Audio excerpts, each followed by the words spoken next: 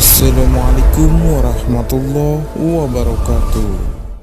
Upaya terakhir syaitan menyesatkan manusia sudah menjadi kehendak Allah sejak zaman ajali, bahwa iblis dan bala tentaranya para syaitan menjadi musuh manusia.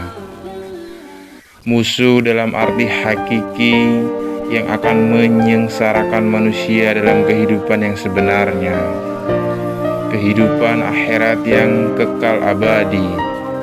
Tetapi dalam kehidupan dunia yang sementara ini, jika kita tidak waspada dan hati-hati, bisa jadi syaitan menjadi teman dan sahabat-sahabat kita yang sangat membantu, mendukung dan memudahkan kehidupan kita sehari-harinya, baik syaitan dari kalangan jin ataupun manusia, baik dengan jalan yang nyata maupun yang gaib.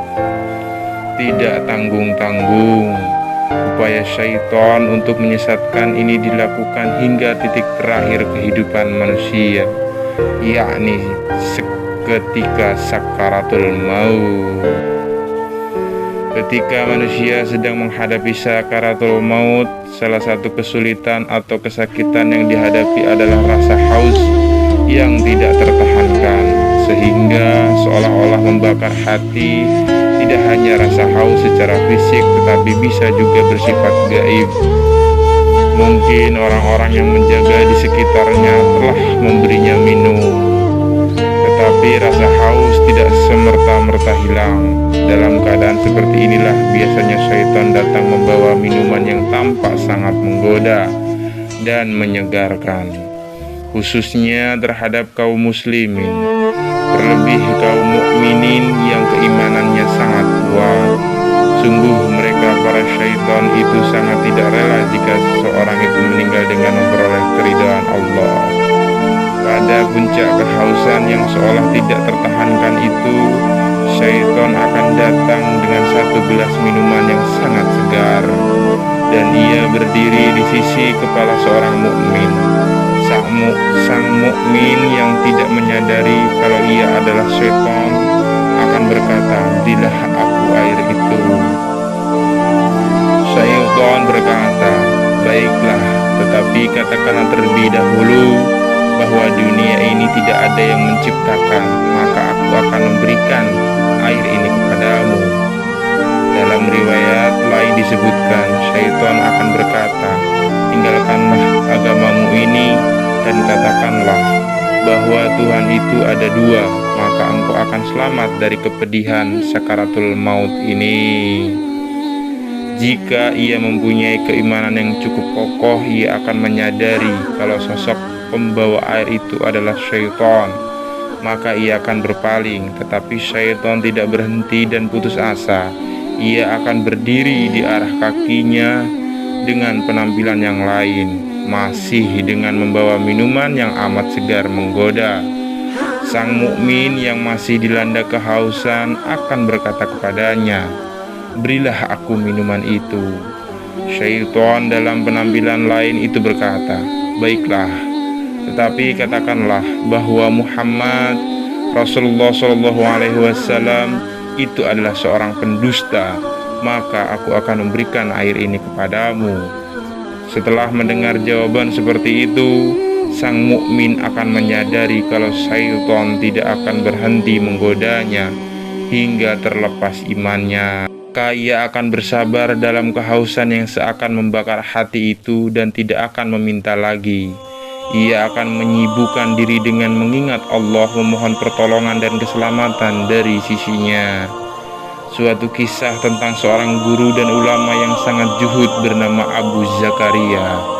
Ketika sedang sakaratul, beberapa orang sahabat dan muridnya menunggui beliau. Ketika Abu Zakaria tampak dalam kepayahan, seorang sahabatnya mengajarkan kalimat thayyibah, "Katakanlah la ilaha illallah."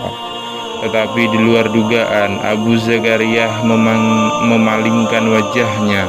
Sahabat di sisi lainnya juga berkata, "Katakanlah la ilaha illallah." Lagi-lagi Abu Zakaria memalingkan wajah. Bahkan ketika untuk ketiga kalinya mereka memintanya membaca kalimat thayyibah, Abu Zakaria berkata, "Aku tidak akan mengucapkan kalimat itu." Setelah itu ia jatuh pingsan. Para sahabat dan murid-muridnya menangis sedih melihat keadaan itu. Sungguh mereka tidak mengerti mengapa hal itu bisa terjadi. Tetapi 1 jam kemudian Abu Zakaria siuman dalam keadaan yang lebih segar.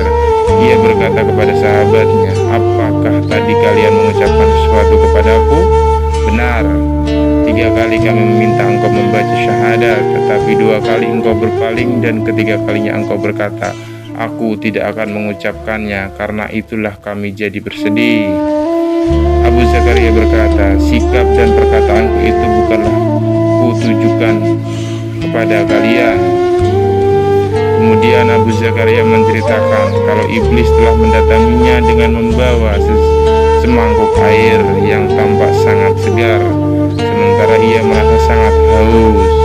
Iblis berdiri di sisi kanannya sambil menggerakkan mangkuknya sehingga kesegaran air itu makin menggoda dan berkata, "Tidakkah engkau membutuhkan air?" Ia tidak menjawab, tetapi matanya tidak bisa menyembunyikan rasa haus dan tertariknya dengan kesegaran air itu. Maka iblis berkata lagi, "Katakanlah bahwa Isa adalah anak Allah."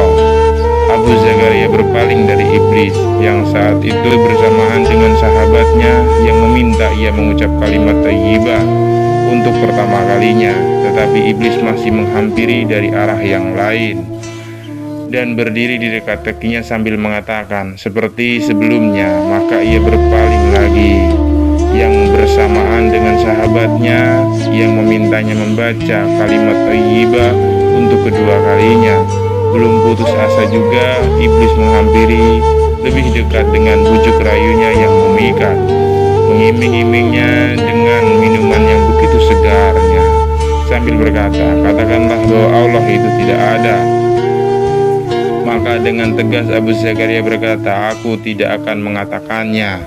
Saat yang bersamaan sahabatnya sedang meminta dia mengucapkan kalimat thayyibah itu untuk yang ketiga kalinya.